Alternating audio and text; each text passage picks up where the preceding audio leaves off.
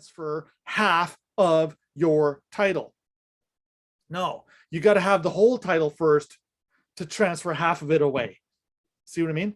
How do you have a whole interest in something and you're trying to get rid of half of it before you have the whole? Doesn't work like that.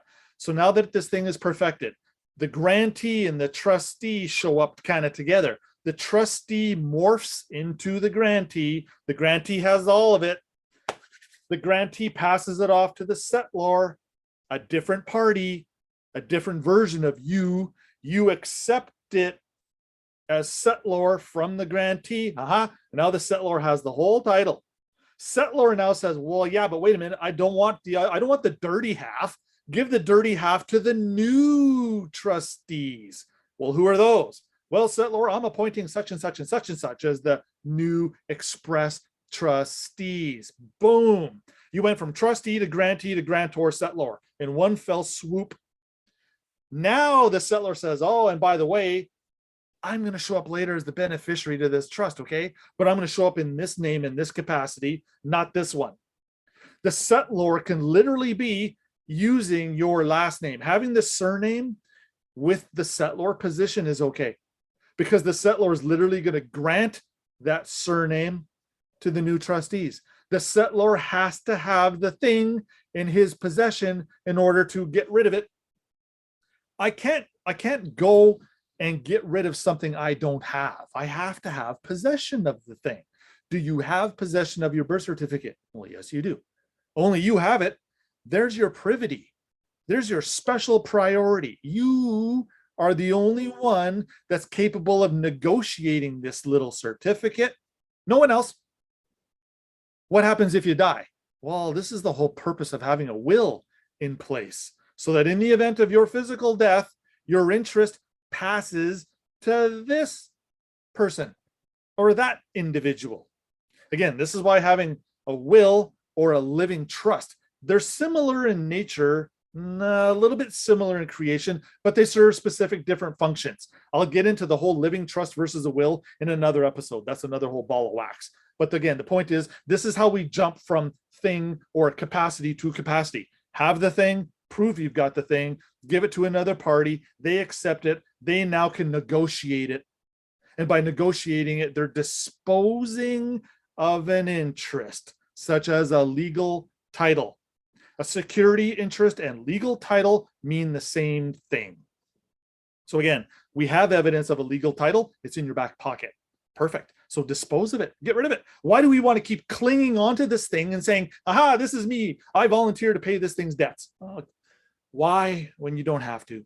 You just burdened yourself to death. As a matter of fact, Your Honor, I'm tired of experiencing the hardship of being a trustee. I desire to dissolve that interest. I desire to dispose of it. I desire to transfer it to a whole other party, the new trustees. I'm not quite sure how I'm supposed to go back to laundry after that. Well, okay, so. Okay, so yeah. Wow. This is the blending of the worlds. So hang tight as I recalibrate. So again, getting back to the terms of a trust. That was more intermediate to red. Let's go back to crayon. So if we're going to crayon the terms of a trust when it comes to the laundry, this is what it sounds like, loved ones. So it's mom receives the trust property, which is the clothing for little Johnny and little Susie. Mom's entrusted to clean the clothes, fold the clothes, iron the clothes, and put Johnny's socks in his drawer. Johnny gets pissed when little Sarah's socks show up in his drawer. I don't know, it's just a possessive thing. I don't know, it's the thing. So again, these terms and conditions must account for all the possibilities within reason. If mom's in the middle of doing laundry and the house burns down, is mom responsible for breach of trust because she can't do the laundry? No, that's not reasonable. So I'm going to use a reasonable illustration. Again, this is where being reasonable comes in. Here we go. And the courts look at what is reasonable. If you're trying to put unreasonable things in your trust, the judges will remove it. So an example, effective January 22nd, 2022 at 12 p.m., party B, dad agrees to follow up with party C and D, children, beneficiaries, to ensure their bedding and dirty clothes are brought to the laundry room before noon. For party A, mom. In doing so, party A, mom, can complete and return the laundry by 8 p.m. that evening. Should party B, here we go, terms, loved ones. Should party B, dad, not complete or fulfill his terms, party C and D, the beneficiaries, may or may not have their laundry completed. As such, party B, dad, will be responsible to provide new bedding and ensure party C and D have clothes for Monday. Maybe that's a trip to Walmart. We don't know. We're getting into a little bit of a breach contract. However, should party B, dad, provide the laundry on time for party C and D, the beneficiaries, the children, and the sheets and the sheets and the socks are not washed and provided and returned by 8 p.m., party A, mom, will ensure and provide new bedding for party C and D and have clean clothes for Monday. Do you see how the shift of power happens depending on the breach? Depending on the what ifs. And It's again, the what ifs. again, we don't have to get too crazily caught up with the what ifs. Darren, what if the trustee doesn't do what we're supposed to do with our birth certificate? Don't worry about that. That's what the judges are there for. We don't need to burden ourselves with that. These terms and requirements are effective and binding for all parties until further notice or until such time as party C and D turns 13 years of age. And as such, will be responsible for gathering and washing their own laundry before Sunday at 8 p.m. See how that works? So let's get into obligations, because obligations are a little bit different than terms. Obligations being defined as quantity, volume, preferences, and to specify any right to change. So when we appoint a trustee, they're obligated to fulfill certain duties. Why are they certain? Because they're described. Is dad obligated to paint the fence while he's gathering and trying to get the children to gather the clothes? No, he's not obligated to do that. See, so this is where we need to define and describe loosely. Again, they do our best. They don't have to be, a marvel. They don't have to be the ninth wonder of the world, as long as we can closely ascertain what some of these obligations are. And for example, a trustee with our birth certificate regard, a trustee is obligated to sell, rent, lease, or mortgage that perfected birth certificate to fund the trust. There, that's an obligation. What happens if the trustee does none of those? Well, does the trust fail? Well, no, because the judge will appoint a new trustee who's more capable of doing it. Again, this is why the courts need to be very involved in our trust expressions. Do not be afraid of bringing the courts in and having the judge's input on these things, because I believe it's, well, in Canada anyway, in this particular province, every 6 months or every year at the very least, the trustee has to bring a motion to the court to have all their affairs looked at and scrutinized and make sure that it's being done appropriately, without fraud, without deceit, things of this nature. So there's a check or a catch-all provision built in by the system already. We actually don't even have to request that. That happens automatically, so that there's no hanky-panky going on in the background. You can rest assured that all your trust stuff is being managed properly.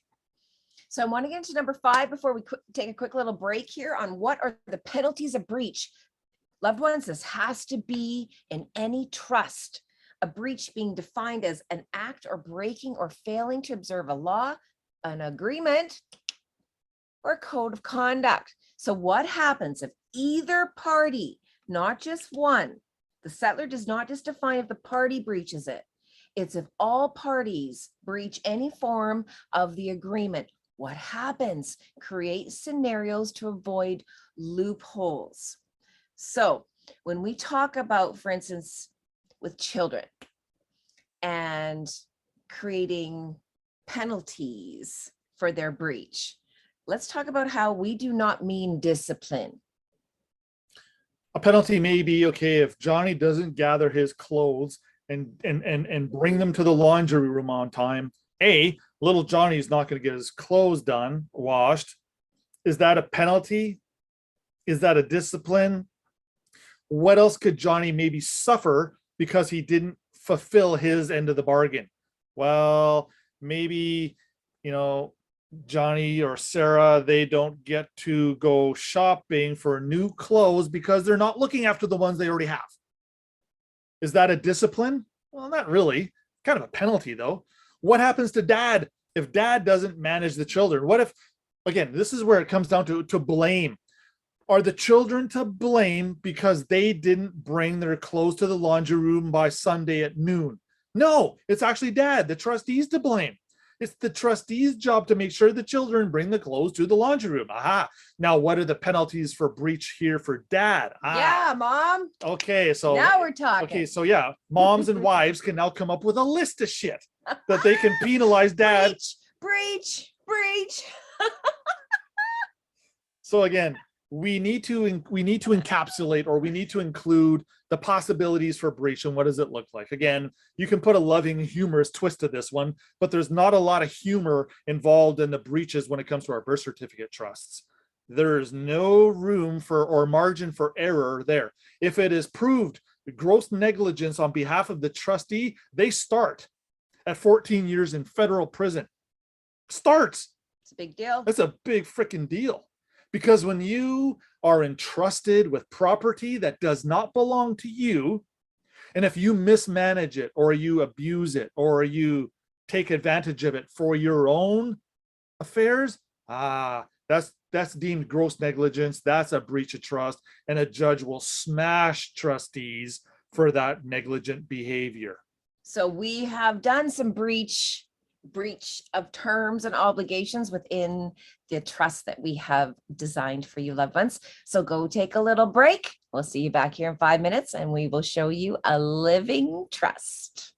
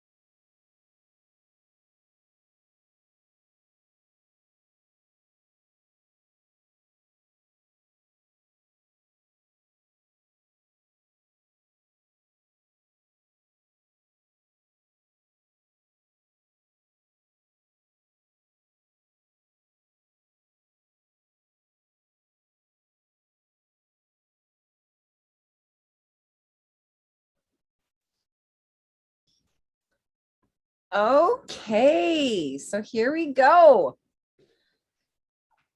Sorry about that. Believe it or not, my phone and my computer all died at once. I don't think they want us to get out some information about trusts. Imagine that. The common law, the at-law system does not want you to get your trusts out at all. And I know we don't have all the members here, but you know what? This is recorded, so this is okay. It's because I just want to read a couple of sentences out of Gibson's book here real quick. Listen to this. According to Gibson, and this was a smart cookie back in the day, the trustee holds the direct and absolute dominion over trust property in the view of courts at law. What did I just say? I just said there that the trustee has everything in courts of law. Who are the trustees? The state in courts of law. And then check this one out. While in the view of the courts of equity, the trustee is a mere steward to hold and manage and account for the proceeds of trust property for the exclusive benefit of the beneficiary. This is why they want us all in the common law at law court so bad, because they have everything. You have F all No power. when you're in the common law at law courts. And you know what? Again, I get bent a little bit out of shape when I see this stuff day in, day out on Facebook and all the other social media platforms. Common law this, common law that, blah, blah, blah, blah, blah, blah. And again, I have to accept a shit ton of responsibility here because Dean and I helped create the problem that I'm looking at and facing nowadays. We told the world common law is the answer. I'm telling you now, it's not. That was a mistake. Dean and I, we fucked up. Back 15, 20 years ago, we did not know about equity. We did not know the full spectrum of what is going on.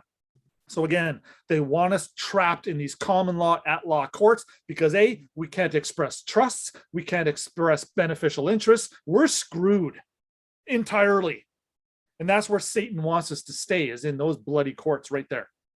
So again, I see daily, oh, the common law is the answer. It's like, you know what? I don't even respond to that shit no more. I don't even try to correct it anymore. They'll eventually get it.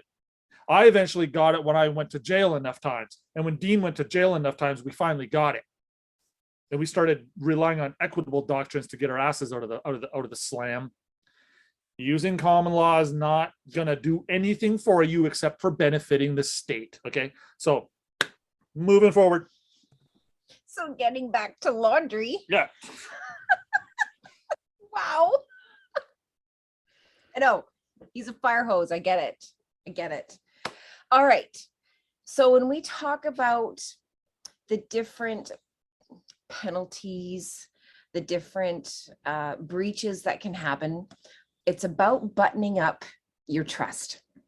And we are going to encourage, especially for parents or for even your own individual trusts, if you print them off, you're going to see where you sign your normal name and you sign your 5D name. And we really encourage doing the fingerprints. When we did the red fingerprints on our paperwork, you'll see pictures. We put it up all the time. That's like your baptism. There's something about it. And what is the significance of the thumbprints or footprints, any types of prints? Well, for all signatures of every regard, type, and fashion can be forged. Your fingerprints, little more difficult to forge. Your thumbprints, footprints, anything of this nature, a little different. Does it act as a seal? Yes. Absolutely. Does it act as a corporate seal? No, not if you're claiming or standing in your position as a man or woman with a thumbprint in red or purple. You know, this is literally from back in the day signifying a blood. X marks the spot. Should one of the parties go under amnesia? Yeah, well, there you go. Okay, so I signed a contract over here, then I fall off my bike, bump my head, and now the other party's coming back and saying, "Here, Darren, you signed this." And I'm looking at it going, "What are you talking about? That's not my signature." But you know what? I would actually have a valid argument in court. I may actually be able to get out of that contract. But if I had my thumbprint on it, Stop. it's unique and it only belongs to me. And if I expressed it over there, I must have did it with some type of intent, or otherwise I wouldn't have did it. Therefore, I'm bound. I'm stuck. I can't get out. Is our paperwork fatal if we don't include the thumbprint and toe prints, footprints? I'm going to say no, it's not. The judge isn't going to say, well, Darren, your entire trust expression is great, but you didn't put your thumbprint on it, so it all fails. No. Equity literally doesn't give a shit about thumbprints.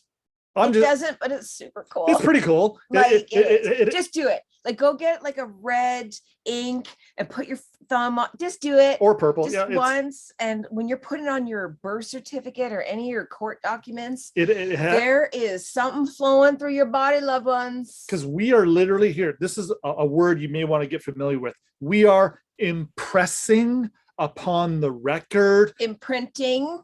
Our intent. So when you're impressing, there, it actually has some significance at some level. Yeah. It's been done for years. I've seen it on documents hundreds of years old. Do it in red. So there is some significance to it. Don't do it in black, please. Yeah, don't do it in black. Try not to do anything in black, as a matter of fact. That's for these ones. You'll actually feel free to, in your trust expression, every time you are speaking, type it in red or type it in purple. And as soon as you start talking about the trustees and their duties, leave that in black if you want, because that's a specific color code the different parts. Yeah, you can literally color code your documents. Oh, I didn't even know that. It wasn't me. It was a good friend of ours. He sent in a colorful document to some government department, and they actually contacted him and tried to hire him as, hey, clearly you know how to do this. Would you mind working with us and helping to develop a program so that we can actually You're different. See, you can use green, you can use brown to indicate land or dirt. You can use red, you can use black, you can use blue when you're talking about admiralty jurisdiction. When you're talking about Christ consciousness and a loving spirit, do that in red and purple. So literally your paperwork, I know this is going to look weird when you start doing it. It's like rainbow all over your paperwork, but at the end of the day, here's why. I did not see this document, but I have a very good friend who did see this document, and I trust his word. He said he has seen a decree written from a judge, a high-ranking judge in chambers out of the United States, that wrote in purple ink in lowercase letters on the backside of every page. That's a fact. If it had no significance, would I be able to tell that story? No. The judge would be writing in black on the face of the page in all capital letters. See, there's a distinguishing variation of the degree of the importance of how we style our stuff. So have fun with it. And again, this is where it's kind of cool. A 5-year-old playing with crayons would understand this. And look at the color difference, loved ones. Oh, the color, you understand chakras. When we're talking violet and purple, these higher ones. He said red, I said violet. Opposite spectrums of the chakras. Why? Because we have to correct, which is the color red, this. And again, you got to have the balls or the ovaries to do what we're about to do. This is not for the weak. This is not for the faint of heart. This is not for those who do not believe. If you're one of those, I suggest do not follow anything that we're talking about, because it's going to be very uncomfortable. This is a roller coaster ride, and there is an element of a leap of faith involved here, and I'm going to suggest it's a big one. Darren, how do you profess to proclaim everything that you do, having not done certain elements of it? How? I don't know. I just know. I was sent here to do. And he was supposed to know. I was supposed to know. We only know by doing. Yeah, I have a lot of stuff going on up here. And again, remember, I'm Dean's older brother. I had a tremendous impact on our other loved one here, who trailblazed in a manner of speaking that no other man or woman has done in the past. Dean did some incredible stuff. And did he pay the price for it? Absolutely. He has the record in Canada for spending the longest amount of time in solitary confinement. I know I've said that before. Because it's over 90 honorable. Over 90 days he spent in solitary confinement. That today constitutes cruel and unusual punishment. But 15 years ago or 12 years ago, it was acceptable. 90 days straight in solitary. The only one in Canada who has ever gone that long for doing the shit we're doing here. See, you got to have some conviction. You got to have some determination. You got to have some knowing. And Dean, here's the funny, here's how that story ends. Dean came out of solitary better than he went in. And the guards were like, what the fuck? I shit you not. So there you go. There's a testament to my brother's determination, his resolve, and his heart. And his knowing. For doing what we're doing today. There's a knowing. You don't go on this path unless on some level you know. You might not have proof, but the chosen just know. And they do. And they do without asking. They can't explain it. We're trying to find language for it. That's the crazy part. And here, yeah, the other crazy part, I've been doing it my whole life. Again, I was the exact opposite of my brother. Dean did very well in school. Dean did as he was told. Dean respected authority. Da da da da da da da da da da da. I was the exact opposite. And when I say the exact opposite, I literally mean the exact opposite. And we're speaking of exact opposite, back to laundry. Okay, yeah. Let's get our clothes cleaned up. Kim, let's show an example. And mamas, I think you're going to like this one. Here we go. This is going to be an example of a family trust. A family laundry trust at that. Here we go. The parties to this revocable trust, any questions you have, loved ones, please put it in the chat. Voluntarily enter into the same and agree to perform and or enjoy the benefit as indicated by the terms agreed upon in trust. And that is to state the following. And loved ones, this is very much, we have a very a different PDF that's going to be more court formed. Yeah, again. So do not take our laundry. Well, you know what? It's very close. I challenge someone to take our laundry trust and roll into court and see what the judge says. A judge is going to appreciate the laundry trust. But here it is. The parties to the created and manifested trust herein are described as party A, Eve. Eve is mom. She's a settlor. Do not put names, titles, or surnames on here, loved ones. For the purposes of laundry. For the purposes of laundry. Party B is Adam. Party C is Cain. Party D is Abel. Where it is the expressed intent, if the settlor to create this trust for the benefit of the specified trustees in order to fulfill mutual obligations through a distinct relationship of family, thereby. And just let me throw in a little correction here. Where it is the expressed intent of the settlor, not if. Kim. How'd that get by you? Well, I didn't. I just got it. Oh. Yeah, there you go. Okay, All so right. yeah, so witnesseth. This is important.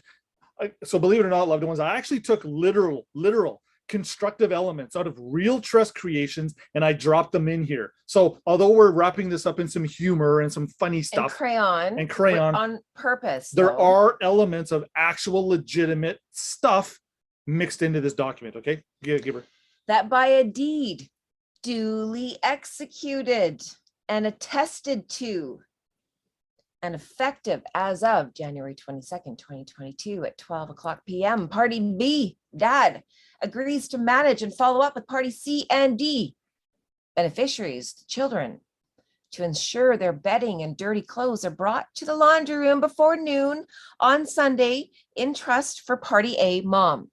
In doing so, Party A, Mom, can complete and return the laundry by 8:00 p.m. that same evening. And whereas a breach of trust is described as Party B, Dad, agrees to hold the... Oh, sorry, Kim, that was supposed to be changed, honey. Party A, Mom, agrees to hold the trust property, which is the property, the clothes, and in possession thereof, under obligation of a duty of care for the property and promises not to shrink, die, or cause any harm to party, and Kim, this has to be changed again, B, C, and D laundry. Otherwise, party A is responsible for replacing that property of equal or greater value to the injured party in a reasonable amount of time. And now, this is where it gets a little long. This is creating the loopholes. Should party B, dad, not complete or fulfill his obligations, and or party C and D, the children, do not listen to party B, the dad, when it's time to collect the dirty laundry and bring it to the laundry room, party A, mom, is under no obligation to complete or honor her duties described in this instrument by 8:00 p.m. And party C and D, the beneficiaries, the children, may or may not have their laundry completed by 8:00 p.m. And as such, party C and D, the beneficiaries, may have to wait until the following Sunday for those particular clothes and bedding. And party B, dad, will be responsible to provide new bedding and ensure party C and D, beneficiaries, have clean clothes for the week. Should party B, dad,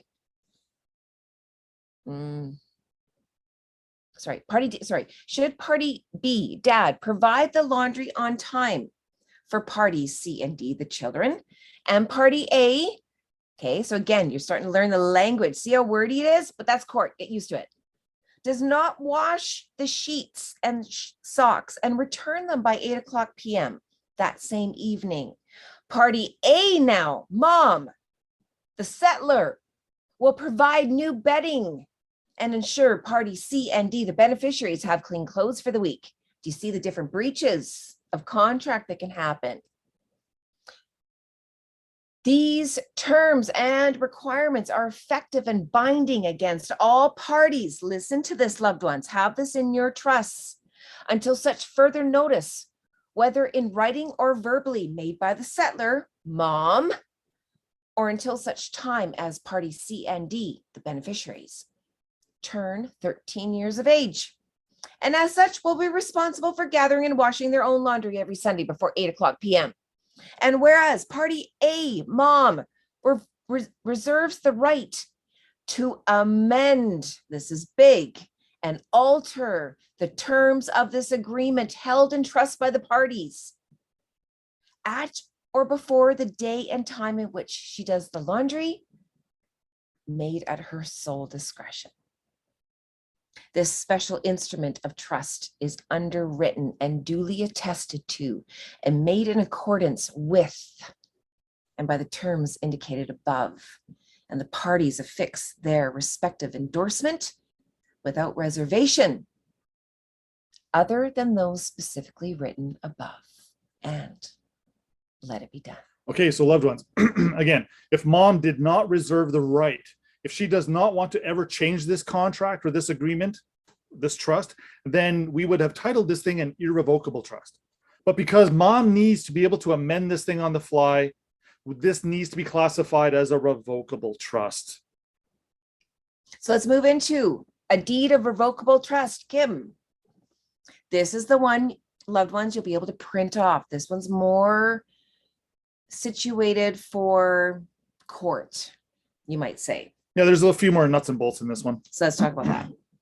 Okay, so we're still dealing with the parties the same way, but we've created a revocable situation where the settlor reserves the right to change or amend this thing on the fly. So Article 1, the parties voluntarily agree and duly enter this irrevocable, so we're going to change that to revocable, trust expression on such and such a day, such and such a month, without prejudice for the purposes of, and the settlor of this trust is party A, who reserves her right to amend the trust without notice to the beneficiaries, whether in writing or by verbal, and whom is in direct possession of the laundry. Again, what is the trust property we're talking about? It's actually the laundry, the dirty clothes. At the time of the creation of this trust, and the specified beneficiaries are herein defined or identified as. It's critical that we identify who the parties are, not only by name and title, but what their position is. Again, we're not worried about mom. What we're worried about is mom a settlor, is mom a beneficiary. This is where we actually will define or describe all these requirements in this one particular apparatus. The explanation to a judge in this opening caption is very important. This sets the stage for everything else to come.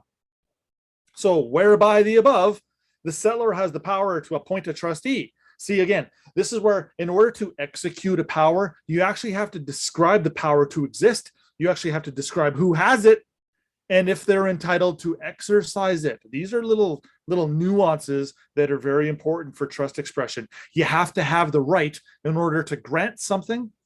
Oh, that's a big one. If you don't have the right to grant it, you can't grant it. If it's not yours, how can you give it away? See, there you go. This actually comes into play later on, loved ones, with the birth certificates when we get into what we call a fee simple or a freehold estate. A freehold estate is the top dog estate. That's the highest, most powerful estate that it can exist.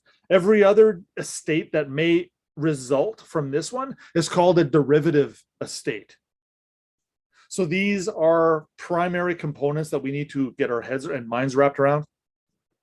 Moving forward, in consideration of the value, which is the family laundry, the trust is effective and binding against the parties as of this such and such a date. There, that's a term. The trust shall terminate for all parties thereto on their 13th birthday. Now here, we're talking about the beneficiaries, right? Because clearly, if dad's 13 years old, we have a social discrepancy going on here. The children, when they reach a respective age of majority, now they are burdened with doing their own laundry, right? So we got the value, we got the subject matter of the trust. Moving forward, Article 4, I think we are talking about, now therefore, the duties of the trustee are to include, but not limited to. Aha, see, there you go. This is a beautiful little moment right here.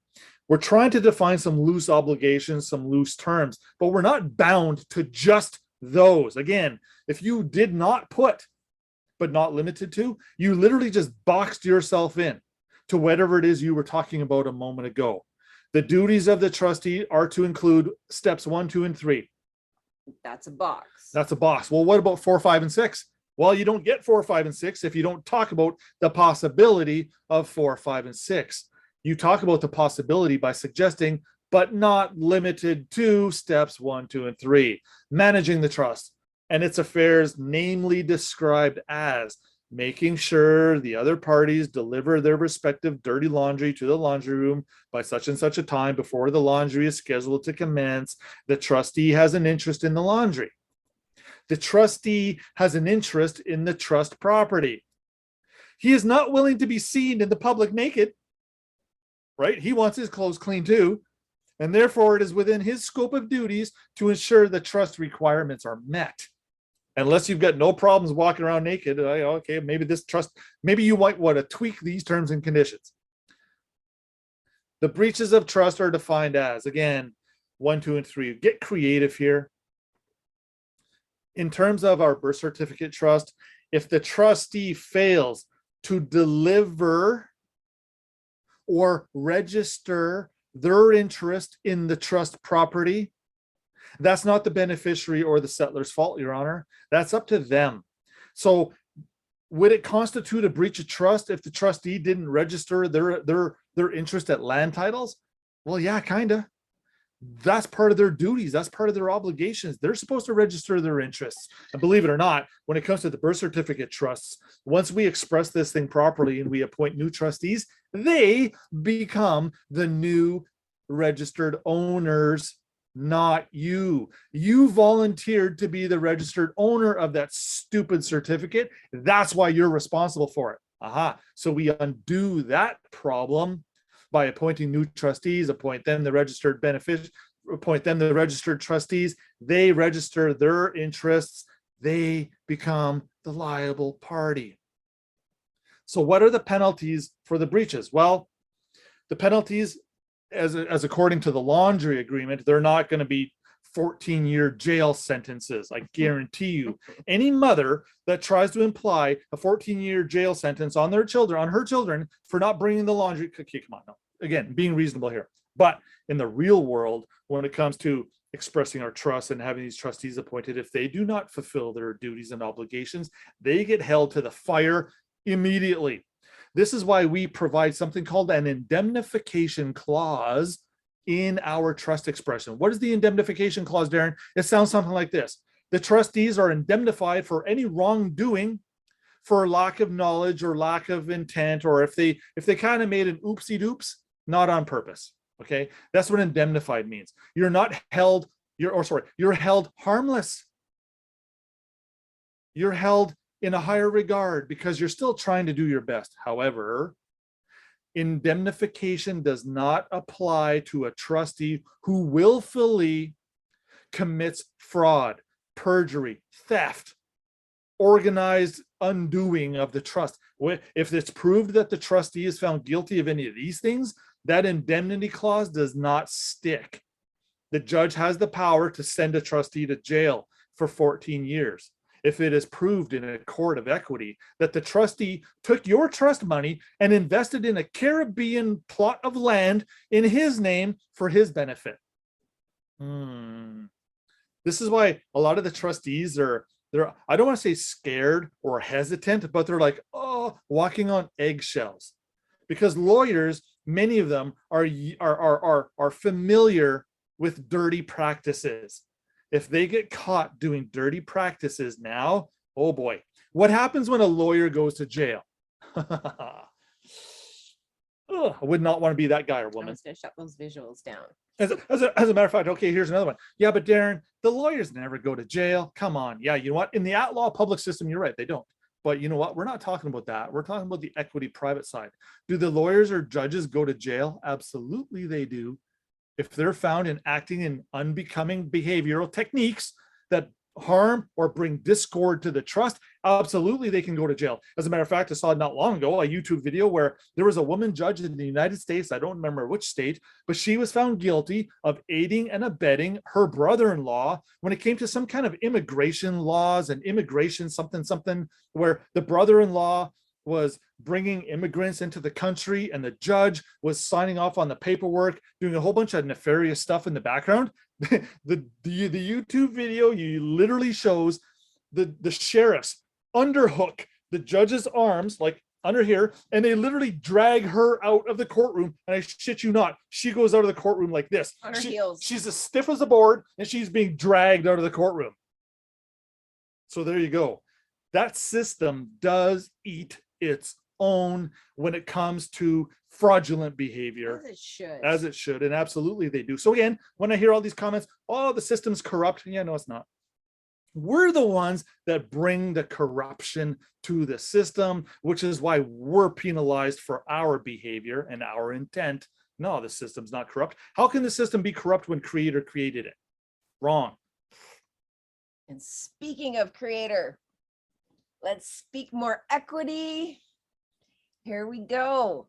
We kept this one a secret, loved ones. This one was channeled by this one. So the unities, the 5 unities of equity, this is what, okay, so we have, what are the 4 or 5 unities to create a trust? What are these circumstances needed to create a trust? Okay, I'm exploding this one. I'm thinking larger. What are the 5 unities of equity needed for us to go from trustee to salvation? Here you go. This is what we're trying to do. We got to realize the truth first and foremost. Number 1. And then do it and be it. There. That's unity number 1. Without this realization, we're freaking going nowhere. Realize the truth and then do it and be it. And that's number 1. So here's an interesting twist. Christ did not speak as if. He spoke as. There's no if when it came to Christ. Boom. That was an anomaly that did not compute. There was no ifs. When that challenge came through, I did a little dance. Christ spoke as, not as if. He knew the truth. He knew the way, and he was the life. There was no uncertainty in that guy. No, there was no ifs. What if? Yeah, no. There's no ifs here. The journey of seeking the truth for the number of years. Okay, again, some of us were compelled to walk 40 years in the wilderness before we were to be entitled to our salvation or our redemption. And I shit you not, loved ones, but when I really started to get my head wrapped around this, I'm not making this up when I say I literally did the 40 years in the wilderness. When I was 5 years old, woke up. I started to see everything for what it was. It took me till I was about 45 years old to put it all together. So from 5 to 45, there's my 40 years in the wilderness. I'm not making that up. That's a fact. Faith without works is dead. We know this. That's being dead in your transgressions. Because we volunteered to serve sin, you're not entitled to enter the garden or the kingdom. You can have the biggest heart in the world. You can do and help your neighbor all you like. But until you exercise, until you continue, Until you do these faiths and correct the record, as in come back to life and let the system know, you continue to act as if you're dead. We can't have as if in the garden. No. We need as in the garden. So here's step number 2, perfect your interests and establish your trusts. This is step 2. What does that look like? Okay, well, that's everything we're talking about here. Clean your hands in all ways, spiritually get aligned, mentally get your heart and your whole state of being 70%. Properly, Cleaning the 70%. This is where scripture plays such a vital role. Imagine our lives, loved ones, take the Bible out of it. We don't stand a chance. How do you do that? Scripture is a roadmap to get out of sin and hell. People think that hell's a place you go to after you die, right? Okay, so what happens when you volunteer to die? Through your social citizen application. You just died on paper. Are you not experiencing hell? Absolutely, you are. We think hell's a place we go to. We're in it. You're in it right now. Okay, realize the parties involved and their roles. Change your position through interest and place that property into the possession of the rightful owner. Now, by the property, again, I'm talking about the birth certificate. That little certificate represents 2 titles. You take for granted the equitable title you were born with, and you vest or you invest or you have that thing placed into the new trustees. There, that's dealing with this thing properly. That's step 2.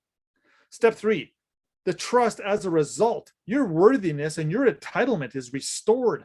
All things trust, to include all the variations of trust that you can make with yourself and others. This is by making peace with yourself, being capable and able. Don't be Cain, be able. Only then can you say you can judge and serve the garden. Gibson's Book of Chancery, again, this one, he's got a few, but this is one of my favorite ones. This is what Gibson says: resulting trusts are those that arise where the legal estate is disposed of. Okay, when we're disposing of that legal estate, we're peeling off that mask. I'm going to dispose of this mask. I'm going to give it to a new character. That's disposing of your interests. Or acquired without bad faith. Okay, so we got to dispose of our interests and acquire something in good faith. And under such circumstances that equity infers or imputes or instills or drops down, that the beneficial interest in the said estate is not to go with the legal title. There's the split. You got a beneficial interest going one direction, and you got a legal estate going another direction. Boom. That is by nature a resulting trust. The trust arises as a result of you doing the stuff we're talking about. The trusts cannot rise or appear or manifest until you do the specific things we're talking about. This thing does not appear all by itself, and here's why. Equity will not perfect an imperfect gift. That's a maxim. What that means is equity cannot perfect the shit for you. It's not like there's an equity guy comes up and knocks on your door one day and says, oh, hey, Jody, here, you got to do this and this and this. And Jody says, oh, okay. No, that's a trespass. Equity can't do that for you. You have to take the initiative. You've got to do it yourself. And let's just talk about this all things trust. Let's talk about this making trust with yourself. Again, loved ones, I see you writing so diligently when it comes to the paperwork. getting that trust right. What trusts are you writing down going, you know what? What would my little me say about me, my current being, if I was before the gates of equity right now? If your little you can't trust you, how is a judge going to trust you? How is creator and the myriad of angels going to trust you? How are you going to command the angels if none of them trust you? See, not happening. The fundamental trust starts with yourselves. Trusting yourself. Pay attention to your little you. Your little you is going to come up and kick you in the shins whenever you do something stupid. And you're going to turn around and say, who the hell just kicked me? You're not even going to know where it came from. It is that little push, that little, where it came from, the ether. It came from it's the subconscious state of affairs in your mind. You get a little kick whenever you do something incorrect or wrong on purpose. Maybe not on purpose, maybe not with all the intent, but you still did it.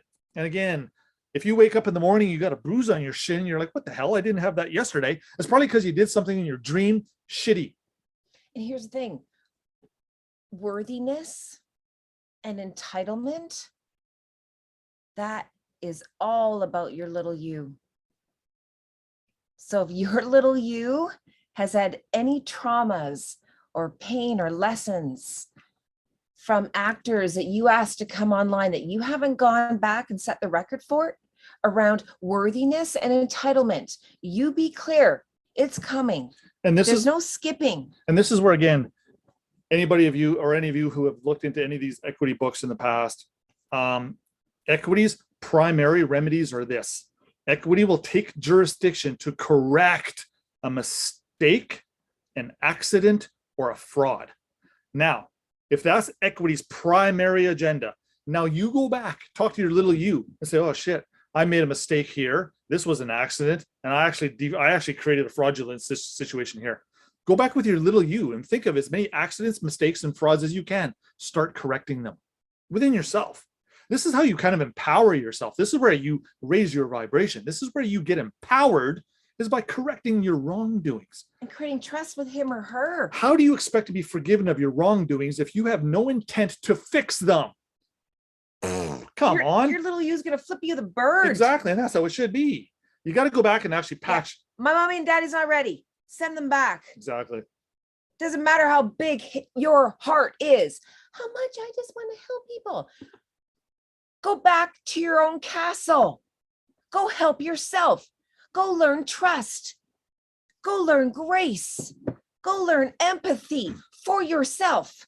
Because how can you judge from that place unless you know that place? The scripture says we're not to judge, right? Okay, but there's a bazillion judges out there. They're judging. So how did they get away with it? Well, okay, well, scripture, the word of our Lord, charged the judges with that duty to judge everybody, the sinners. So what if scripture is talking about, hey, sinners, you're not allowed to judge. You're full of sin and filth. Hey, dead things. Hey, dead thing? Yeah. How can a dead thing judge? That makes sense. Okay, so what happens though, if you actually correct your wrongdoings, you come out clean? Alive. If you come back from the dead, is that man or woman entitled to judge? I'm going to say yes. I'm going to say yes too. I'm going to say you were able to judge if you so desire. You can now go and judge and say, hey, wait a minute. That's a very in-person thing to do. I think you got to clean up your act over there. Again, you got to take scripture literally in some regards and then figuratively in others. When scripture is talking about judging, I'm led to believe scripture was referring to the persons. Filth can't judge filth. No, filth loves filth. So there's no judgment going on. Is there a dirty over a dirty? Yeah, I'll see it. Everything's dirty. So again, how do we manage our affairs? By judging our own actions on the fly. If I do this, I know that's going to happen. So I stand in judgment of myself. I'm electing not to do that shitty behavior, and I'm going to choose to do the wiser approach. Boom, you just ascended, loved one. Now get good at wash, rinsing, and repeating that. Guess what happens? This is your entrance to the garden being completed. And trust me, we're not the only ones watching. If we're not managing our own state of affairs, who is? And speaking of judging, number 4, have a judge in those days declare the same. We're going to go to the Gibson suit and Chancery. Okay, so Kim, yeah, if you can please post that. so this is not crayon by any means, right? This is as hardcore as it gets. Which you hopefully will crayon a little bit. Okay, so again, what I laugh. I know I made a statement not long ago about it would be easier for me to highlight the shit that does not apply versus highlighting all the stuff that applies. Again, I burn through highlighters like candy. It's silly. You might as well just highlight the entire friggin' book and then say they're done. Okay, so what is a trust? Okay, so in its enlarged sense, which that term is used in equities jurisprudence, a trust is a beneficial interest in property, real property or personal property. These two types of property are distinct, or which means separate, not the same, as the legal possession and ownership thereof. Imagine when you're in possession and you're the legal owner of that birth certificate, there's no trust. See? This is where we got to say, hey, wait a minute. I'm not the owner of this thing. I'm not responsible for this thing. Here, party B, you take it. That's me disposing of an interest. I love the word dispose. And it reminds me of taking the garbage out. That's disposing of something. Every time I hit flush on the toilet, I just disposed of something. I love this analogy. Disposing of the lesser title, the legal title, because do not think for one moment that the legal title is more powerful than the equitable one. Not a chance. If I had to put numbers to apples, they're not even in the same donkey cart. They're not. You wanted me to say lawnmower. I couldn't spin that one in. I'm sorry. I was just trying to reflect on donkey cart. The legal title is a shadow of the equitable one. The legal title only happens because we made a mistake. What happens if we never made that mistake? Would the legal title even exist? I'm going to say, yeah, we want it to. I'm going to say we had the option to grant something to those new trustees. You would literally now want to create a legal title for yourself. Creating a trust means that some type of property has to exchange hands. This is the mere definition of a trust. So again, you can go ahead and just read this, but it's pretty beefy. This, again, this is where I mentioned a moment ago that the trustee holds the direct and absolute dominion. Absolute dominion means you cannot be screwed around with at all. You are king and queen. You're God right there. When you have absolute dominion, you're God. So when the trustees have God powers in the legal world, wow, they love that. And we get the shitty end of the stick all the time. Okay. Courts of equity come along and say, hey, wait a minute. No. The trustee is just a man or woman, a corporate entity, a person who's just a steward to hold and manage and account for the proceeds of the trust property for the exclusive benefit of the beneficiary. So what is this saying? This is literally saying these things are the exact opposite in nature and in character. On the legal side, the trustee is God, and on the beneficiary side in equity, they're God. Two different realms. And again, I'm just throwing God as a PowerPoint, as a power position. I don't literally mean God. I'm just saying, hey, the trustee in the legal world, they're the be all end all. You can't screw around with the trustees there. They're it. They're gods. So in short, the trustee holds the legal title and the possession of the trust property. Whoa, back that up. Where did I just pull that one from? In short, the trustee holds the legal title. That means they've got the legal title derived from the birth certificate. They have it in their possession.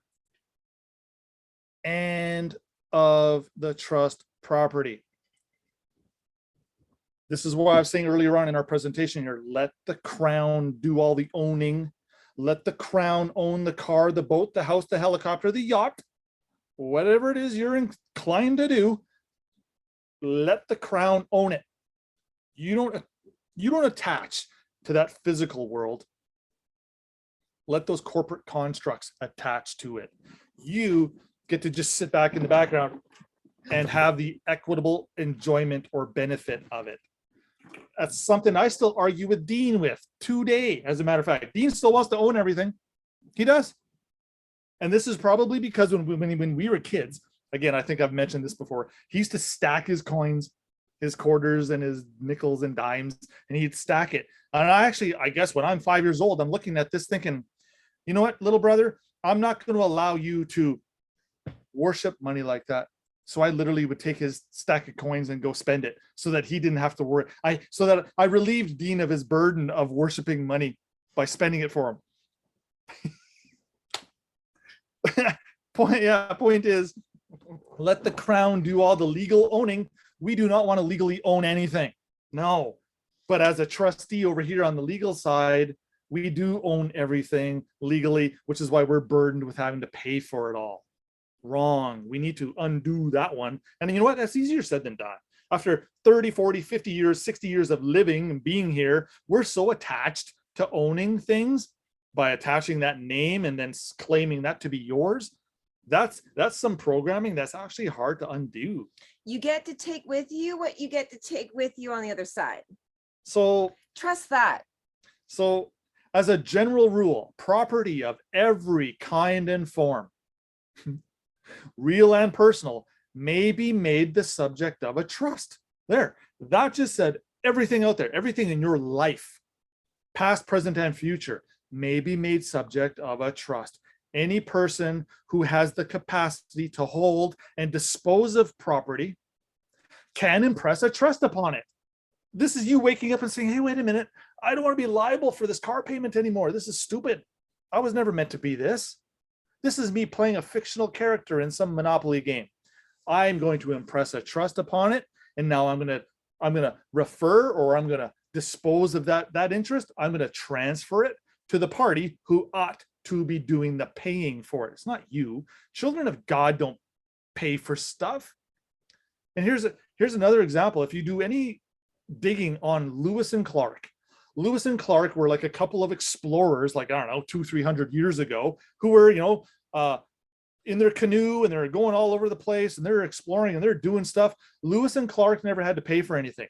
Somehow these two cats were able to assign debts back to the crown during their adventures. How were they able to do that? Well, they're just utilizing the same processes that we're talking about today. We can assign that legal interest, we can assign the debt and the liability back to the crown. That wasn't our job. So why do you want to do that one? Don't. Enjoy it. Don't own it. So again, so this just goes on to say that, courts of chancery have exclusive, that means only them, only the courts of chancery, equity, have exclusive jurisdiction of all matters arising out of trusts of all kinds, express trusts, resulting trusts, and constructive trusts. Those are the three. You express a trust, it results as a trust. Once the judge can see that, now he can create the constructive trust that ties it all up and puts a bow on it. There's your three primary fundamental forms of trusts right there. And then just to touch on this a little further, express trusts are those directly and affirmatively created and declared by who? The grantor / settlor. They're the only ones that can create the trust. The grantee cannot create a trust. The beneficiary cannot create a trust. Only the dude in the middle, the grantor or the settlor. And if the grantor or settlor doesn't do it, well, given certain sets of circumstances, the court will create a trust for you. But again, we don't need to go there because we're very skilled at trust creation, especially when it comes to doing laundry. So again, I've got 4 or 8 pages here of trust creation and what they look like, and I don't really need to get into a whole whack of this. Yeah, we'll attach this. As a matter of fact, again, I just pulled this out of Gibson's book, and it's there for your reading pleasure. But again, Gibson, Pomeroy, Joseph Story, if you have any chance to look at any of their works, these guys make me look like I don't know what the hell I'm talking about. That's how skilled these guys were back in the day. And these guys are like, this is 200 years ago. So again, it's interesting how society has just degraded, or certain classes, I shouldn't say that, certain classes of society have just degraded to a point where we're so incompetent We don't know what the hell's up or down anymore. This is why the legal system created certain aspects of itself to manage affairs for those who are incompetent or those who do not know how to look after themselves. Again, I don't know. I know I've mentioned this in the past. Barack Obama, there's a beautiful little YouTube clip. It's about 10 or 15 seconds long of him talking. It looked like he's at the United Nations building. He's making a general public statement saying the public does not have the ability to the average man or woman does not have the ability to manage his or her own affairs. And as such, the government is here to look after them. But by look after them, we know what that means. So for an ex-president to make such a statement is proof positive. Yeah, he's right. Most of us don't have a freaking clue how to do this. But you know what? That doesn't mean we don't know or we shouldn't pursue this, the truth, the way, the life. This is us awakening, coming forward and reading some of Gibson's book. I know this is a tough read. I know, Joseph Story's stuff is tough to read. It's not like Dr. Seuss. Yeah, I know. But do we want to remain children our whole lives, or do we want to become the age of majority and have some kind of an appreciation as to what's going on? So, that's why the fifth equity unity the fifth unity of equity here is, be clean, stay clean, and serve the garden. Be clean and serve the garden. So what does it mean to be clean? Well, that's really manifested by everything we're talking about. Have the balls, have the courage to go back, fix wrongdoings from the past. Have the courage and the ovaries to go and express your love to your neighbor. Have the wherewithal to manage the garden, to create a better world than what we found. These are some of the criteria or the prerequisites for getting there. If you have no interest in helping your neighbor or acting charitably or being of a loving capacity, you got no business being in the garden. And Satan's more than happy to keep you employed on his payroll. So be clean implies staying clean. You're at peace with yourself and all of your lives, and all of your little yous. When you're at peace, means you've gone to each and every one of them to the best of your abilities, and you've actually established a new way of doing things. A new agreement is here. You've created a space for them to come to you, the ones that you don't even know that need to come to you to create peace. Because you know what? Word travels fast among the little you world. When one experiences a better version of you, a trustworthy version of you, they have a little meeting. Yeah, they start whispering and talking about you. You're like, what? Where did I just hear that? Did you hear about that? Yeah, and all of a sudden you're like, okay. All of a sudden you feel terrific. You feel enlightened. You feel more positive. You feel charged up. Why? Because you're dealing with sludge. You're becoming at peace with those versions of you. And don't think for a moment that this peace thing is just fluff. There's actually petitions or bills in equity called bills of peace. It's a big deal. Don't come into the garden unless you are at peace. You won't get in. If you're at inner war with your little boy, you think you have a place in the garden? No. Come on now. No. And we had a little challenge come through about kamikaze faith. That means do at all costs. Have your faith so profound, so you're so convicted in your faith that no one can disturb you in it. We're attached to what kamikaze means, though, which are just those pilots that just blew into things. How about you just detach from the 3D version of that? What's kamikaze faith and trust in the 5D world? That means when spirit says jump, you go how high. That's the difference. When spirit goes, do this, you're on it. You don't go, I just have to get on my phone and check my messages. And a lot of this is the intuitive voice that we hear. When you hear the, don't do that. And you're like, what? And you go do it. Right? You get stung or you burn yourself. Listen to that little intuitive voice before you make your choice. Think. I'll be in mid stride heading this way doing something, and I'll hear the little voice that says, nope, drop everything, turn around. And I do. I'll literally drop all the 2x4s, turn around and start walking the other way. And I'm like, I don't know why, but I'm following the voice. And then all of a sudden something happens, boom, and it's like, oh shit, that's why I dropped the 2x4s and started working. Whew, good thing I did that. Learn to trust that little voice. Very rarely is it not serving your best interest. It's not. It has to serve your best interest. Where we're going, we need kamikaze trust. Trust it. We need kamikaze faith. where spirit goes, do this, and you do it. The only reason you didn't do it before is because you didn't trust it. Yeah.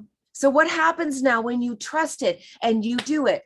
Oh, You're rewarded instantly oh, for good behavior. that's the kamikaze faith, where the path by the laws of the universe has to be there. Even if you're an absolute spiritual idiot, the village idiot, you just run. I don't know what I'm doing, but I'm just going to run. By the laws of the universe, it has to catch you, loved ones. That's the kamikaze. You think the kamikazes that drove the planes were all there? That they had to find certain ones to do that job. Okay. Well, spirit had to find certain kamikaze spirit ones to do what we got to do, which is detach from the 3D, trust our source, so that when source, and we know it to be source, says to do this, we fucking run. And jump. And don't and do it laughing. There's there's wee. It's fun. It's gonna feel like that elevator feeling where you're the bottom pit of your stomach. You're like, it's the middle of the roller coaster. Yeah, you're like, I signed up for this. Holy shit, why did I do this? Oh my God. And then just put your hands up. What happens when you put your hands up in we versus holy shit? The outcomes are very different.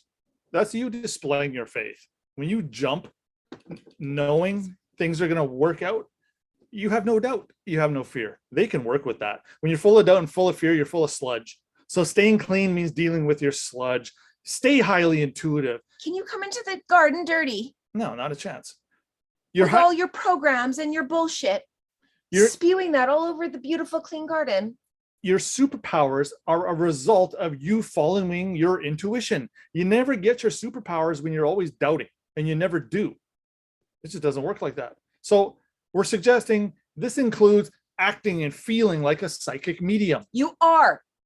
Be that. You have to be a psychic. You have to be a medium to get into the garden. Get your messages and follow through. If that triggers you, you need to go back, loved ones. If you were meant to, I get it. Who, imagine your phone goes, you get a notification on your phone. Let's say, attention, Michael, this message is from God. What if Michael looked at that message and went, nope, and just went swipe? Yeah, okay. And deleted it. See? Missed it. Accept those messages. Even though they may feel a little sideways or upside down or uncertain, go with it. Just go with it. And this is why I am big on bringing out the word psychic. I know that ruffles feathers. I get it. The upbringing I came from, I'm working with the devil right now, believe it or not. All this wisdom I'm bringing through, it's his works, according to my mother.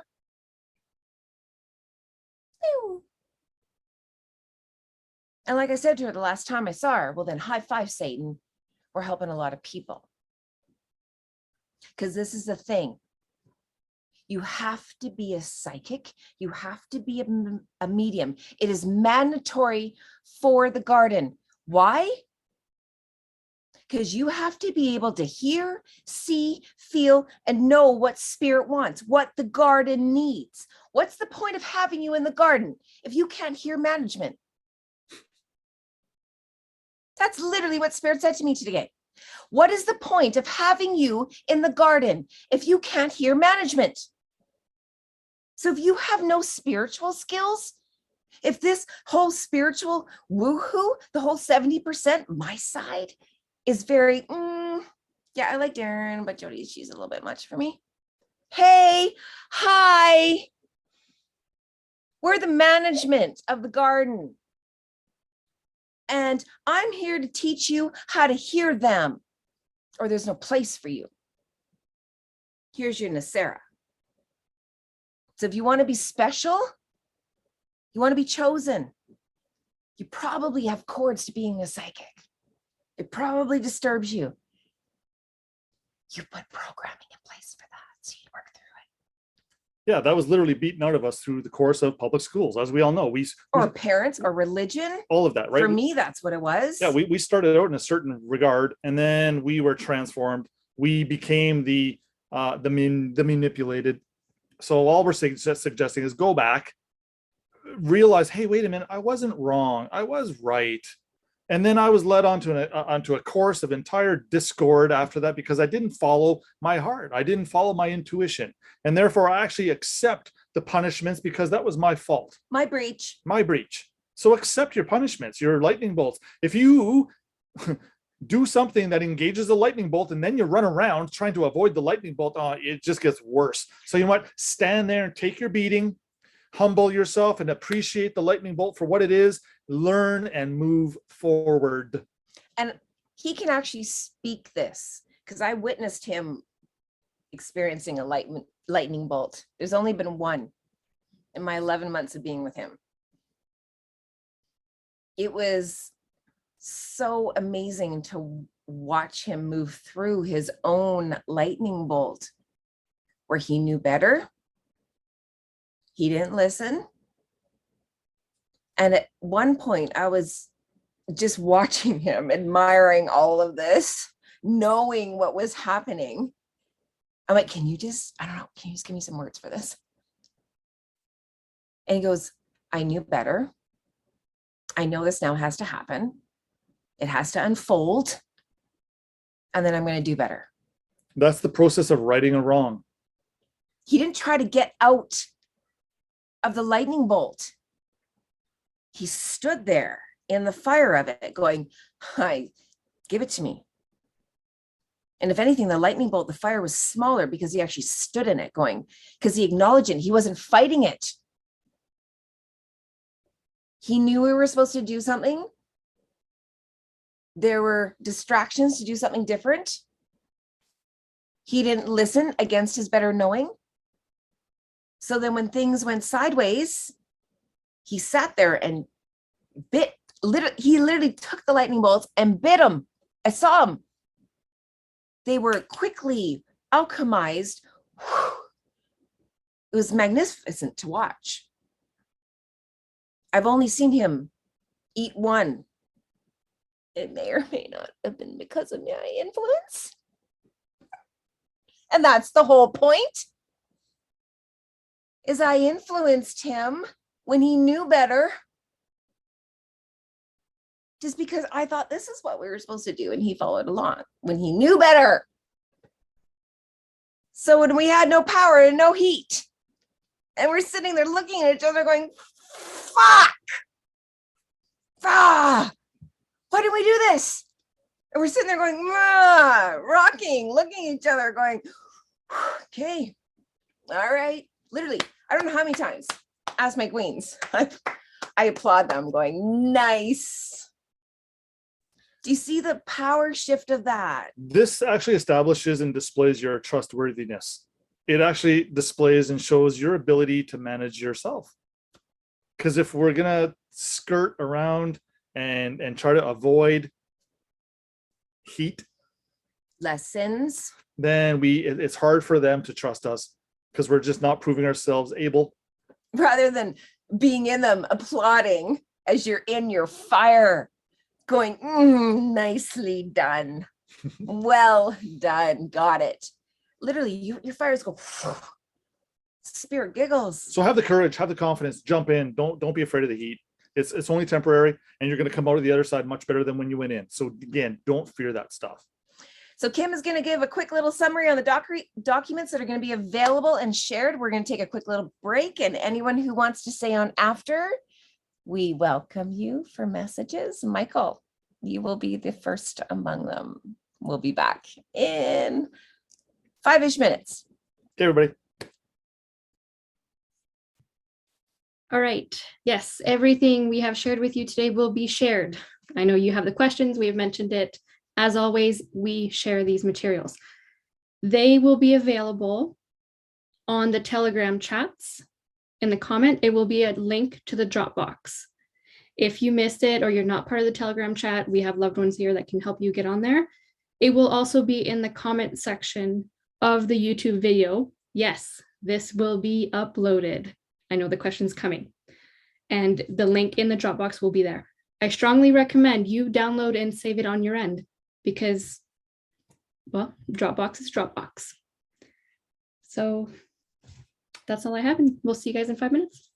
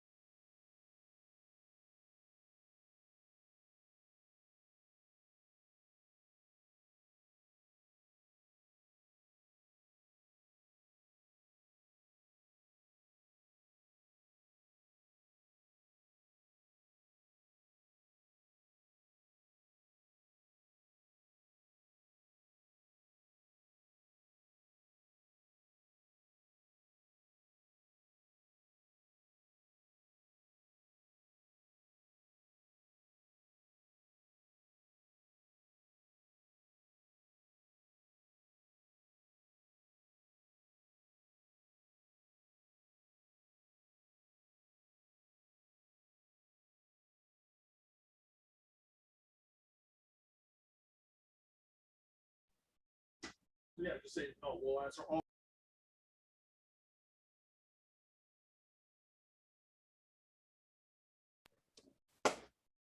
Okay, loved ones. So I got Darren in the background, but I know a lot of what we need to do. He would prefer to be in the background. So we are going to talk to Michael right now. And it's beautiful because speaking of different agreements, when we understand that we can have no other being come in to our knowing, into our world, without a prior agreement being made. The power of that, when I learned that, was so huge. That means I gave permission for this to happen. So now it's not about who's doing this to me. Why did I orchestrate this? This is big. And it's really easy for us to see their side of the agreement. Do you notice that? You're doing this wrong and you're hurting my feelings this way. And you're making me uncomfortable that way. So we're clear on their role. You talk about identifying the parties. We know who that is. And they're usually the closest to us. Our children and family, predominantly. They're your soul family. Yeah. You sat with them with Creator. There was a round table before you came in, loved ones. You created a round table for yourself, and the Creator was by your side. And he said, child, what do you need to learn?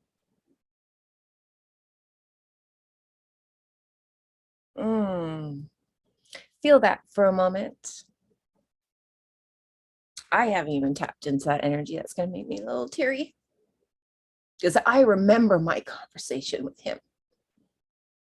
I remember sitting beside him, having the conversation of what I need to learn. Who needed to hurt me. And how bad. And why. These souls know. I programmed them. An agreement is a program. And we sit with Creator. I need to learn how to come to you. I need to learn to stop attaching to all of them and learn to attach to you. And Creator says, how do you want to do that? And you go, soul family, come. And they sit at your round table. And you say, I need a soul to step forward who's going to be my mom. I need a mom who's going to be going through her own traumas, so she won't be able to attach to me. She won't be able to feed me in any shape, way, or form. She's going to use me as an outlet where she hurts me. So she can release her traumas.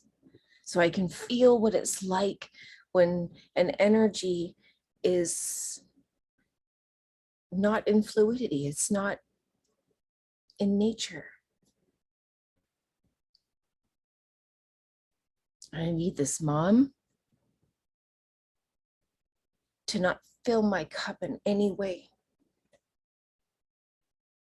I need to hurt me throughout most of my life.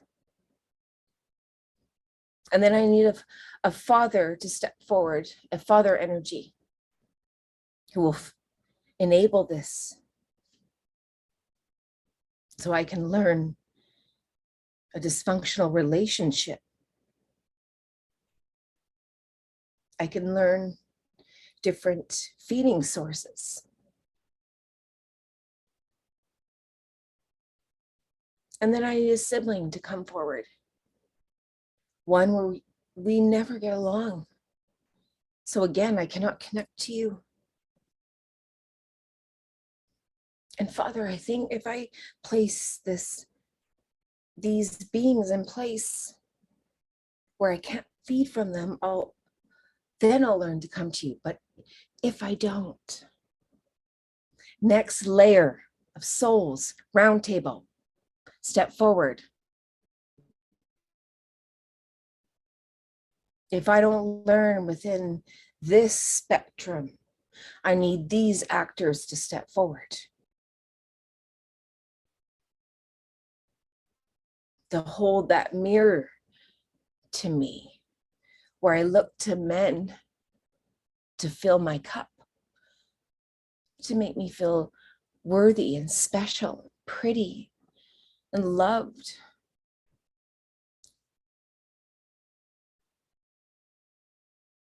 And I need any beings from this circle that step forward not to ever give me that.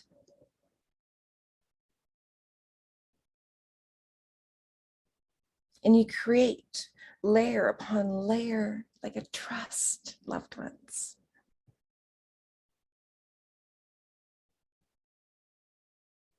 And then you have to go back to these circles once you establish your greatest being, what you want to learn the most in this lifetime.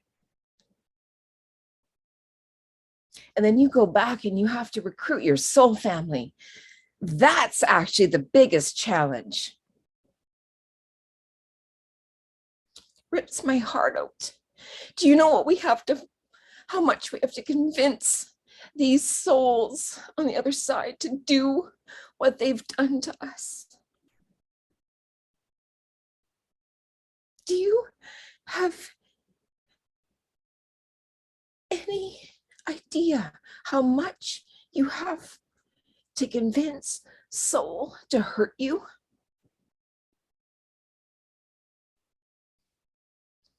You're asking something to go against its natural way of being. And that's why when we start to subrogate these ones that are holding these mirrors to us, the ones where we are just the most angriest at, they're the ones that love you the most. Because they agreed to hold that mirror to you for the longest. Because you had to convince them, look, I need you to be the biggest dick, the biggest asshole. Don't give me any leeway. And he goes, how do I do that? You have to. This was you convincing them. This is the trust. There were these ones that ripped our hearts off, that hurt us the most. I got a story. You got a story. You know that in that moment, just connect for a second with that being's soul. They had to be convinced, begged by you. Imagine, just detached from the story of the poor you. How about we go to the poor them? These souls that had to go against their natural being to be who you needed them to be. Feel that. This whole, oh, my daughter, my husband, them.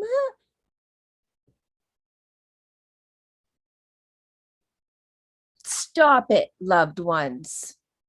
This is the story you wrote. Everything that's happening, you wrote a trust agreement with Creator. Come on now, catch up.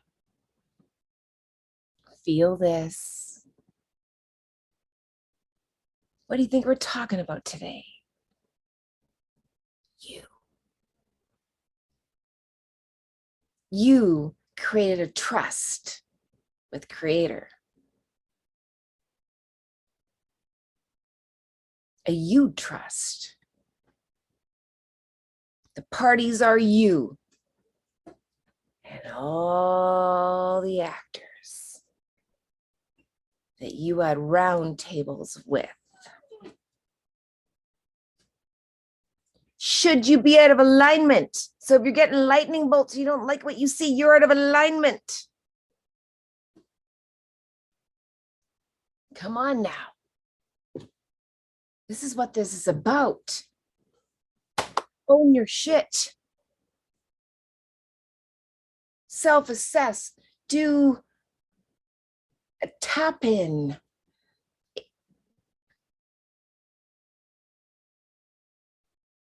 What's the word I'm looking for? This is a big thing. I do this rocking with my hands. I do this.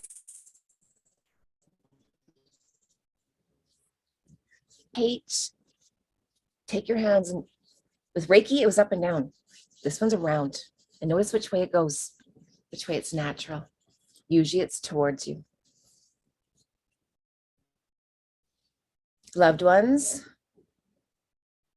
we have to remember to remember.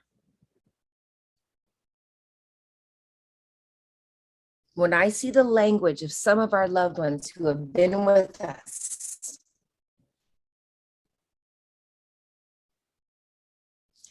what did they call it? Taps and slaps. Spirit said some of your loved ones need little taps. Some of your loved ones need slaps. And you look at Mother Nature, you look at any cat mother of the kingdoms, a cheetah, a lion, any of these mothers, when a cub gets out of a line, there's no beating, ever, ever. You can't show me one mother beating her child. So if you are, stop. You're out of alignment. And shame on you.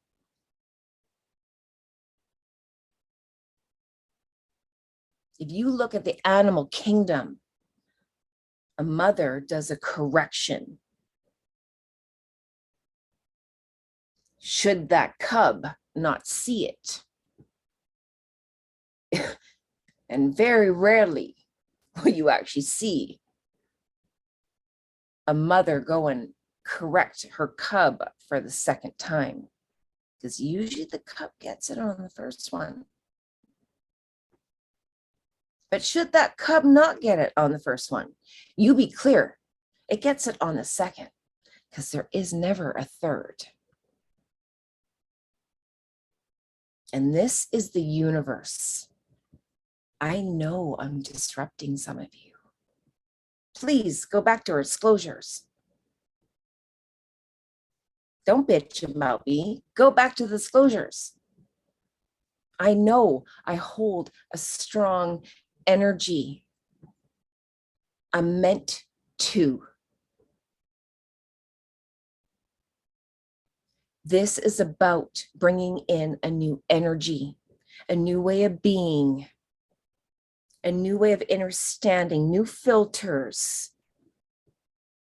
And when you've been here with us long enough and you're not doing better, when you know better, expect a smack, not a tap.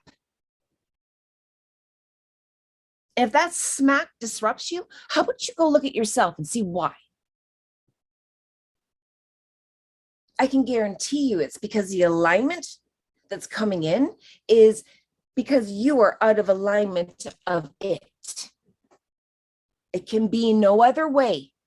It would not disrupt you unless the energy hit you. You are of the same kind and it disrupts you. Like attracts like.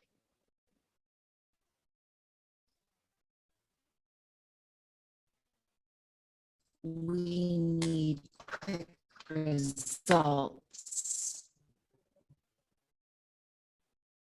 We are here to jump.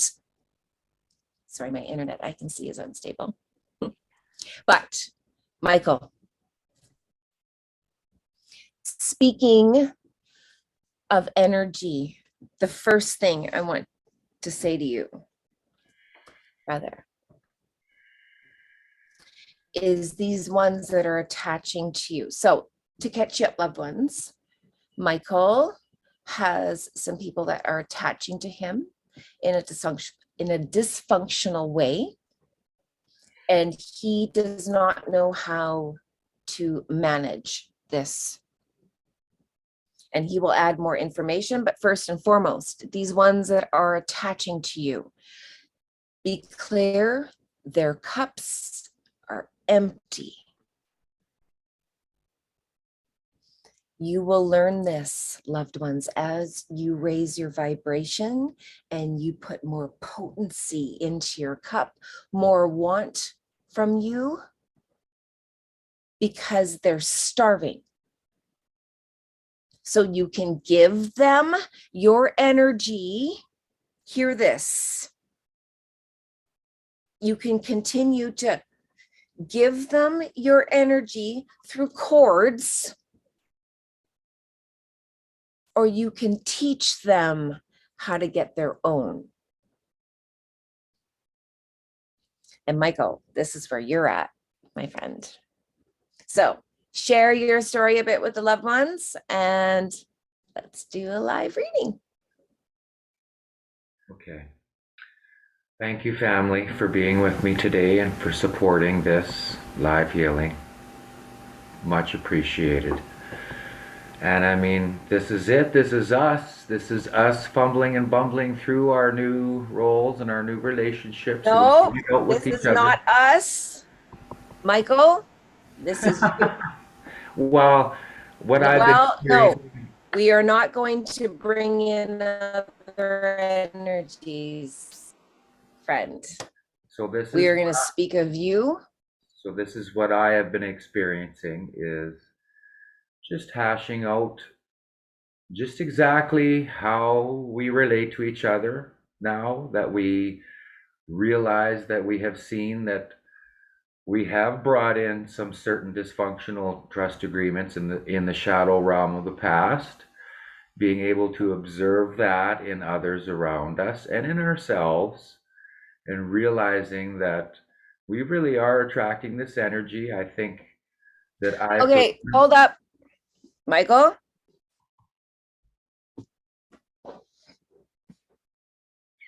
When you speak, I want your eyes open. Sure. When you shut your eyes, you are connecting to the collective. We are not here for the all, we're here for the you right now. You are so used to teaching in the all. To be the teacher of the all, you have to know how to come to be the student. I want you to feel that you have to take a moment. I need you to cut all of your cords right now to all of your students. Okay, it's not about them. Okay, cut, open, and clear. You know the words. I don't give a shit about the words that you know. This is about what you don't know. So we don't need the prelude. We don't need the disclosure. And we don't need other people's energy, first and foremost. Please do not bring them in to this reading. When I said come clean and come charged, this is you cutting your cords, and you have a lot to your students. I know. I know. So take a moment. Cut them. I don't want them. This is not about them. This is about you and why you're attracting thems that are the vampires that are not serving you. We want the thems that attach for healthy reasons to empower you. We do not, the vampires no longer serve you. But to learn that energy, you have to cut all the energy that's attached to you so you can be just you and source. Stop being a teacher. They're saying that's not your role here in this trust agreement. As a settlor, I say to you, sir, no other parties allowed.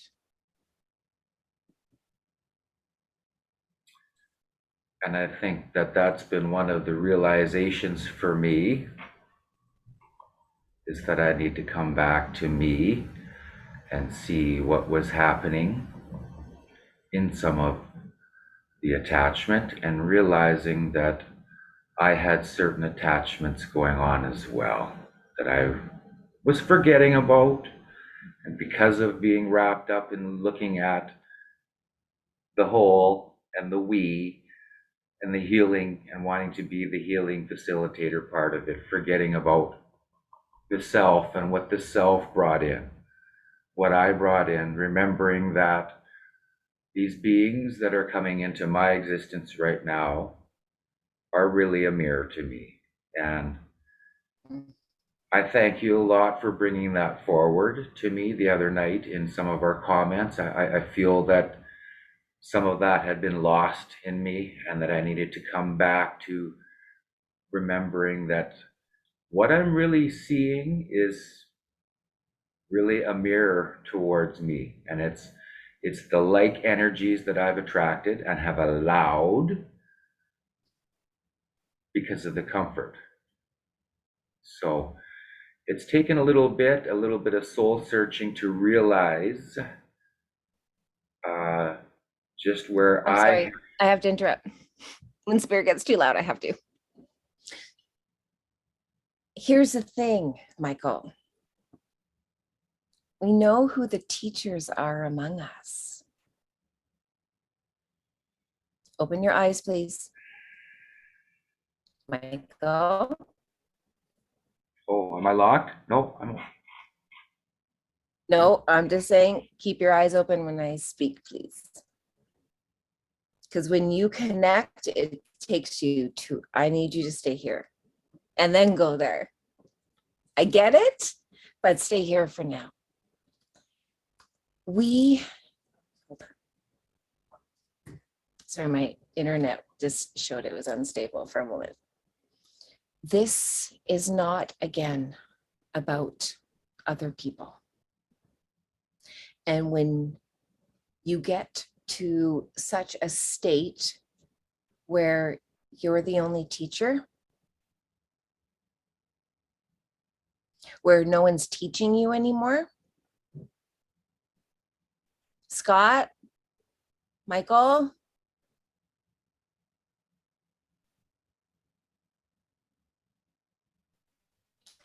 when you're used to being the leader for a really long time, you get used to the hits, the chords that these loved ones have to you, and your trusts, these unsaid, unspoken trusts that you feel, and obligations and terms to give when and they're going, Spirit's going, Michael, there's been no trust in place, but you feel obliged. And this is where they're saying a dysfunctional feeding happens. They need you and you need them. You're feeding off of a dysfunctional source. Source is your source. And this is why we actually put a special teaching and lesson on one of our platforms above and beyond our queens that we have in training right now, because they had this challenge 3 days ago. And we posted it for some of our loved ones, where you had to put your phone on silent for 72 hours. No skipping. Straight. And you know what Spirit actually said to me? Stop being your phone's bitch. Now, archangels don't speak that way, but guides do. They've been here before. Stop being your phone's bitch. Think about that. What happens? Your phone beeps. What do? Boom. You jump. And when we put out the challenge, it was interesting to see the response of some of our loved ones. I can't do that because I have children. I have that. All it did was expose all of your cords to the 3D matrix. Do you not think, loved ones, for one moment, if you're in tune with Spirit and aligned with all that is, if your children were in any state of danger, that Spirit would not make you go to your phone? This is what we've never learned. This is the uncharted. Yeah, I can't because, you know why? Because there's no program after that. Think about that. I have to keep my phone on in case my children, there's an emergency. Because there's no mom that said, you know what? I'm going to turn this off. I'm going to put this bitch right where it belongs, on my ass. And I'm going to align to Spirit and stay grounded with Mother Gaia, with all of my chakras open. And Spirit, my children need me. Please align me with the way in which to do it. We never said you couldn't check your phone. You want to check your phone every 5 seconds, do it. You're going to learn your chords though real quick. Your fixes you need. Do you notice what happens when you lose your phone? I've felt it. Come on. It is the holy shit. What am I going to do? Think about that. First world problems. Oh my God. Somebody might not know about my current events. Seriously. So Michael, acknowledge the fact of how thirsty the ones that are following you are, which means you no longer feed them from your source. And that's why they keep feeding, because you are giving them you. You are not their source. Source is their source. So teach them that. Go, loved one. I know why I attracted you, because I need to learn how to teach you. Actually, there's a woo. To teach myself first how to go to source, because you fed off of them too. You be clear. There's no human does anything unless there is beneficial gain. It's not until we rise above that, or we go to higher ways of being, which is I feed, I fill up, I overflow, I give to those that don't know how to, and I don't give them my energy, I give them my overflow, which are the teachings so that they can learn how to fill their cup. My overflow is not to feed their dysfunction, your dysfunction of feeding them, of them needing to attach to you, literally like a titty. Imagine that. I know it's graphic, but it is. Imagine people sucking off of you. That's what they are. They're energetic leeches. They're vampires. And they sit and feed. And we go, oh, Yes, feed from me, because I know when you feed from me, I feel better about myself. Really? Do you see the dysfunction? No. So, Michael, Spirit is saying your lesson in this is to, first of all, start trusting your source. Who's your source? You? If your source is you, you missed it. God. Source is your source. And when you are fully connected and clean, it takes seconds, loved ones. We've taught you that. All it takes is intention. See, I'm tapping my third eye. Intention. Set intentions. Open, clear. Don't go in to ones that are thirsty and starving when you're empty. You're gonna be like, why are you feeding from me? I have nothing to give. When you're full, you're like, here, okay, I'll give you a little. But I'm not going to give you a fish. I'm going to teach you how to fish. That's a good teacher. Be the teacher, not the enabler. That's our purpose. So if you have people feeding off of you, dysfunctioning, where you're like, stop. How about you stop? How about you realize, wow, this is actually more about me than them.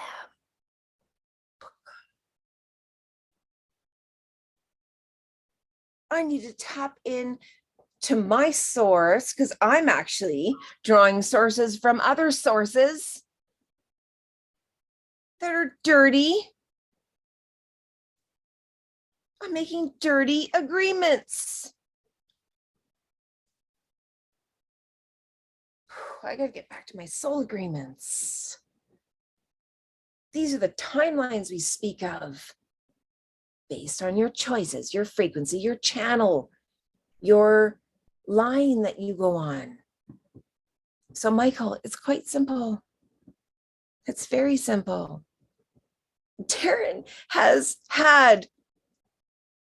he had women apparently that he was supposed to marry that he was unaware of. Okay, you were talking about obsessive people. It's humorous at this stage, but a complete reflection of how thirsty people are,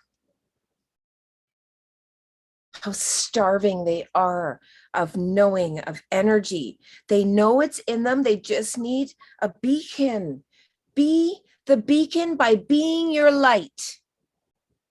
Don't go and tell them, this is how you have to be your beacon. You have to put this one.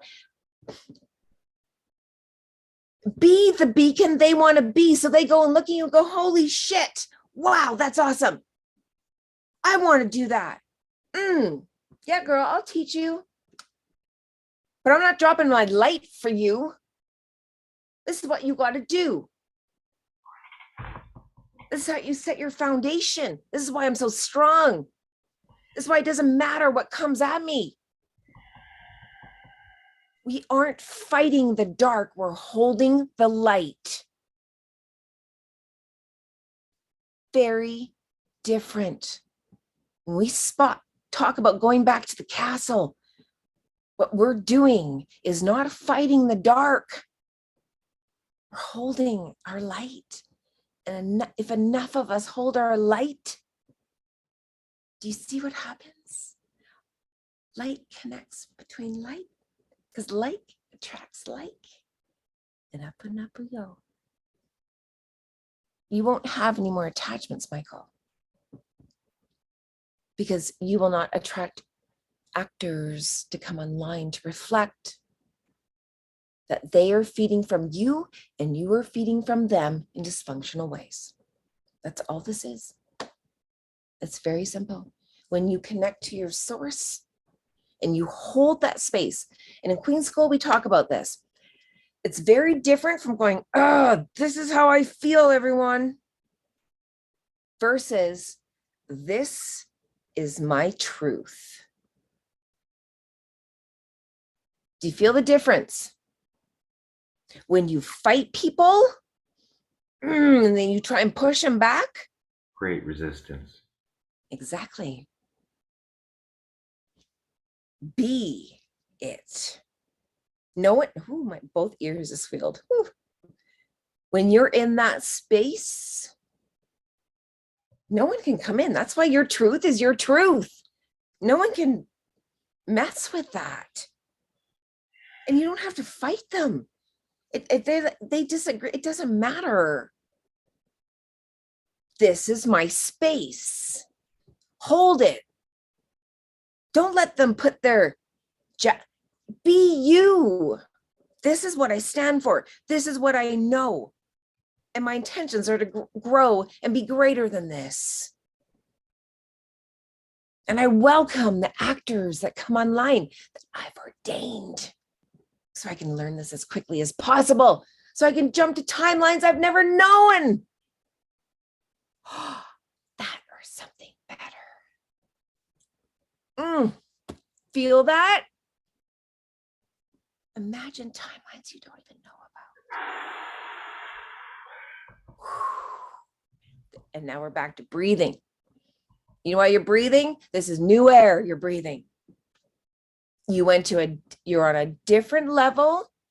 Breathe it in. Do the breathing techniques. Here's the thing. Where we are, people want to attach to us. We are what they are going to want to be. And if you feed dysfunctionally by their hits, that's not going to get you in the garden. Because they are not your source. This is not about enabling. This is about teaching. Be clear, loved ones. Stop enabling. Start being, and then start teaching. I'm going to take a little break and let my queens take over. My queens. No, I got two. Good. And I'll be right back.